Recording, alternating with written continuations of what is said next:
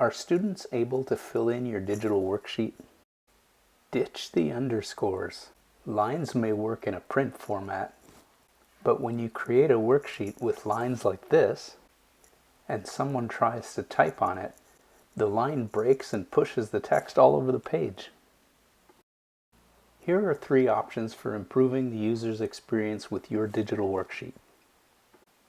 Option 1. Leave space for a student to write without offsetting the rest of the document. You can use bulleted points from your word processing software to frame where the student will be able to write. Option 2. Provide an open-celled table. This is good for open-ended responses since the cell will grow according to the student's answer while moving other content on the page in a uniform way.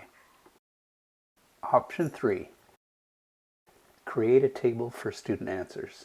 This is similar to option 2, but will contain each part of a response accordingly.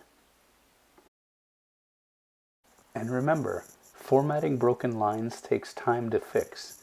Using boxes, individual cells, or multiple rows keeps everything in place so people can focus on their answers instead of fixing the page layout.